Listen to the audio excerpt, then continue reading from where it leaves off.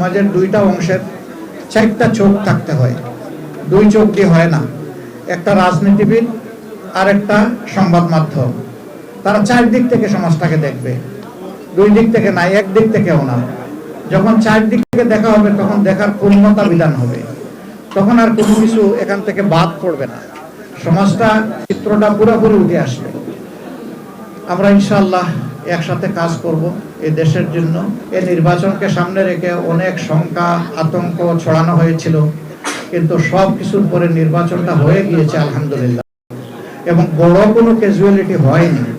আজকের দিনে হাতিয়ার একটা ঘটনা প্রথমে এসেছিল, পরে আমরা ফ্যাক্ট চেক করে দেখলাম এটা সঠিক নয়। হ্যাঁ, কিছু কিছু সমস্যা বিভিন্ন জায়গায় হয়েছে, এটা আপনারা জানেন, আমি বললেও জানেন, না বললেও জানেন।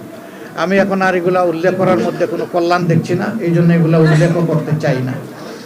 মানুষের সমাজ একসাথে চলতে গেলে ভুলভ্রান্তি হতেই পারে। লাইফে কখন কি হয় গ্যারান্টি আছে? তাই ইন্স্যুরেন্স করুন সিটি ব্যাংকে, কারণ ইন্স্যুরেন্স করলে সিটিতে সুরক্ষা পাবেন নিশ্চিন্তে। যদি আল্লাহ তাআলার ইচ্ছায় আমরা নির্বাচিত হই, সরকার গঠন করার সুযোগ পাই, তাহলে সকল দলকেই আমরা সাহায্যকারী হিসাবে পাশে পেতে চাইব, এটা আমাদের আকাঙ্ক্ষা থাকবে। আমরা দিল খুলে তাদেরকে আহ্বান জানাবো। ঠিক একটা দেশ বিশ্বে একা চলতে পারবে না, এই জন্য প্রবাসে বিদেশে দেশে দুনিয়ার যত গুরুত্বপূর্ণ দেশের সাথে আমাদের বন্ধুত্বপূর্ণ সম্পর্ক আছে, আমাদের প্রতিবেশী দেশ সহ, ইনশাআল্লাহ আমরা তাদের সবার সাথে একসাথে কাজ করব। আমরা হিংসার কোনো পরিবেশ জিয়ে রাখবো না। আমরা খোলা মন নিয়েই, উদার মানসিকতা নিয়ে, যার যেটা প্রাপ্য তার ন্যায্যতা অনুযায়ী তাদেরকে সেই প্রাপ্যটা আমরা দেওয়ার চেষ্টা করব, আর আমাদের যেটা প্রাপ্য সেটাও আমরা আদায় করে নেব। আমাদের সম্পর্ক হবে তাদের সাথে পারস্পরিক শ্রদ্ধা এবং সমতা। আমাদের এই নির্বাচন চলাকালীন সময়ে সাংবাদিক বন্ধুরা ছায়ার মতো থেকে আমাদেরকে সাহচর্য দিয়েছেন, সহযোগিতা করেছেন, আমাদের কথাগুলো মানুষের কাছে পৌঁছে দিয়েছেন। আমরা আপনাদের কাছে কৃতজ্ঞ। একসাথে চলেছি, কিন্তু আমি সমানভাবে আপনাদের খোঁজখবর নিতে পারি নাই। আমি ক্ষমা চাই আপনাদের কাছে, আপনারা ক্ষমা করে দেবেন।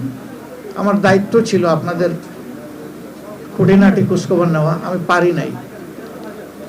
একবার যশোরে একবেলা চাইলাম যে একসাথে খাবো, সেইটাও একটা ব্যত্যয় ঘটে গেল ভুল বুঝাবুঝির কারণে। তা আমি সব কিছুর জন্যই দুঃখ প্রকাশ করছি। আমি আবারও বলি, আপনাদেরকে বড় প্রয়োজন রাষ্ট্রের, দেশের, সরকারের, জনগণের। আমরা ইনশাআল্লাহ একসাথে কাজ করব।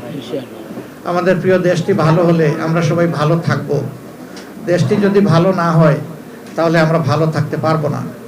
আর একা কোনো দলের পক্ষে বা সরকারের পক্ষে দেশ গড়ে দেওয়া সম্ভব নয়। এবং এই নির্বাচনকে বিভিন্ন দিক থেকে বাস্তবায়ন করার জন্য, অর্থবহ করে তোলার জন্য যারা নিয়ামক শক্তি হিসাবে কাজ করেছেন, তার মধ্যে সাংবাদিক মহলও কিন্তু বাইরে না, আপনারাও আছেন এখানে।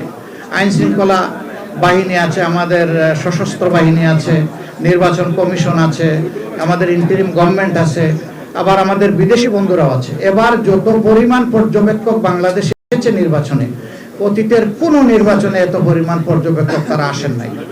মেজর দেশগুলা এবং হাবগুলা সবাই তাদের পর্যবেক্ষক পাঠিয়েছে।